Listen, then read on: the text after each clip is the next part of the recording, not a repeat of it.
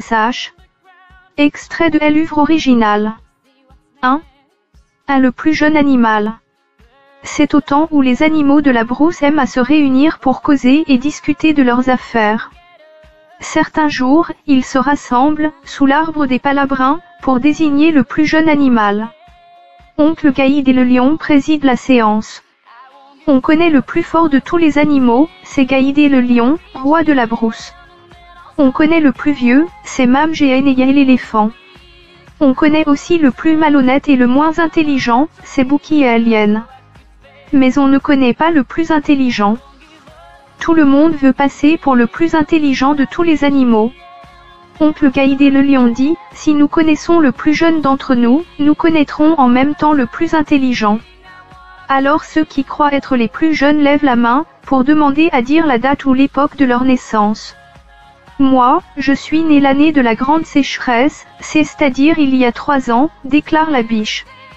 Moi, je suis né il y a 3 lunes, affirme le chacal en dressant ses oreilles pointues. Et moi, dit le singe en se grattant, tenez, je viens de naître. Tout le monde applaudit, et le singe se croit vainqueur lorsqu'une voix crie du haut d'un arbre, attention. Je vais naître. Un peu de place pour me recevoir. Et le lièvre, lâchant la branche à laquelle il s'est accroché, tombe au milieu des animaux étonnés. Une assemblée dans les tribus africaines, au cours de laquelle on aborde les sujets concernant la vie de la communauté. 2. Tout le monde reconnaît que le lièvre est en effet le plus jeune, puisqu'il vient de naître au milieu de la discussion. Donc il est reconnu en même temps comme le plus intelligent. Oncle Gaïd et le lion se lèvent et s'approchent de le lièvre. Je te proclame le plus intelligent des animaux, lui dit-il. Tu ne es peut-être pas vraiment le plus jeune, mais ton intelligence est supérieure à celle des autres. 2. Luc découvre la brousse. Le lièvre va voir s'il est vraiment le plus intelligent des animaux. Il veut découvrir de nouveau la brousse, la regarder maintenant avec les yeux de quelqu'un qui sait beaucoup de choses. Il s'en va donc à travers bois, à travers champs, et il voit que les buissons s'ouvrent devant lui, les feuilles des arbres lui disent bonjour en murmurant, les roseaux et les herboutes se baissent à son passage. 3. Tout à coup, Luc entend une voix fine qui appelle, Luc. Luc. Arrête-toi un instant et écoute. La voix vient d'en haut, elle est douce et traînante. Qui a prononcé mon nom? Dit Luc un peu inquiet. C'est moi, dit Argogne l'araignée. Je ne te veux que du bien, n'aie aucune crainte. Considère-moi plutôt comme ton ami et ton frère. Que me veux-tu donc, mon ami, mon frère? Demande Luc. Écoute-moi bien, dit Argogne l'araignée. Si tu es plus intelligent que moi, je suis certainement plus savante que toi. Je sais des choses que tu ignores.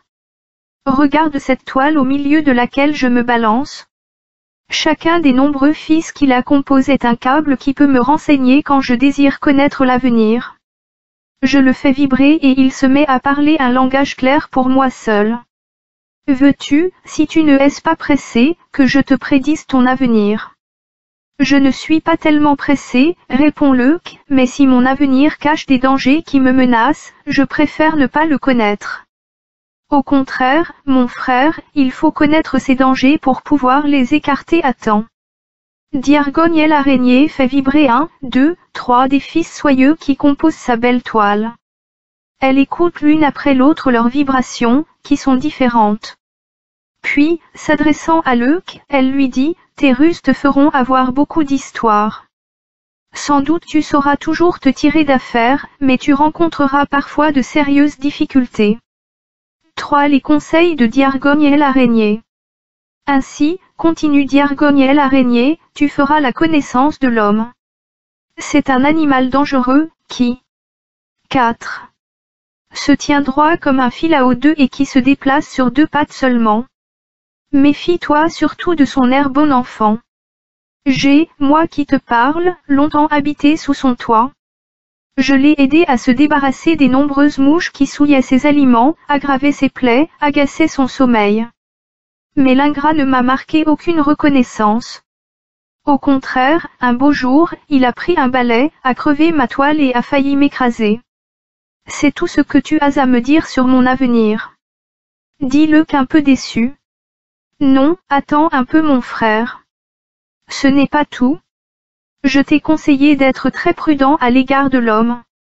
Je te conseillerais aussi de l'être aussi à l'égard de certains animaux qui ne sont pas meilleurs que l'homme. Ces animaux sont aussi ingrats et plus féroces que lui. Tu te méfieras du lourd pied de Généal l'éléphant, de la patte et de la mâchoire redoutable de Doncle Caïdé le lion, des griffes puissantes et acérées de Seigle léopard et de Téné la panthère. Tes conseils n'ont aucune importance pour moi, se moque Luke le lièvre. Je te croyais plus savante que cela. Si c'est ainsi, mon ami, que tu comprends mes paroles de sagesse, mieux vaut que tu continues ton chemin. Je n'aime pas qu'on se moque de moi. Eh bien, tant mieux, ricane Luke le lièvre. Je n'ai pas besoin de tes conseils de prudence. Je suis assez grand comme ça et assez intelligent pour me défendre quand il le faudra contre l'homme, Mame Généal l'éléphant, oncle Caïdé le lion, contre la dent des uns et la griffe des autres. 2 arbres africains dont le tronc est droit. 5. 4. Luke découvre la forêt. Après avoir quitté Diargoniel l'araignée, Luke marche encore longtemps, sourd aux nombreux appels que la brousse lui adresse. Il arrive ainsi à la lisière de la forêt.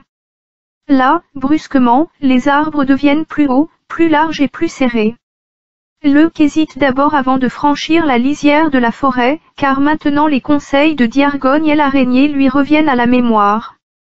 Il se demande ce qui va lui arriver. Il pénètre enfin dans la forêt, se déplaçant avec précaution, levant les yeux à chaque instant, tournant la tête à droite, à gauche, pour ne pas être surpris par un ennemi caché. Luke sait qu'il se trouve à présent dans le domaine où vivent les seigneurs de l'espèce animale, les fauves. Tout à coup, il s'arrête. En travers du sentier qu'il suit, un énorme tronc d'arbre est couché, portant des feuilles et des bourgeons encore verts. Pour ne pas perdre de temps,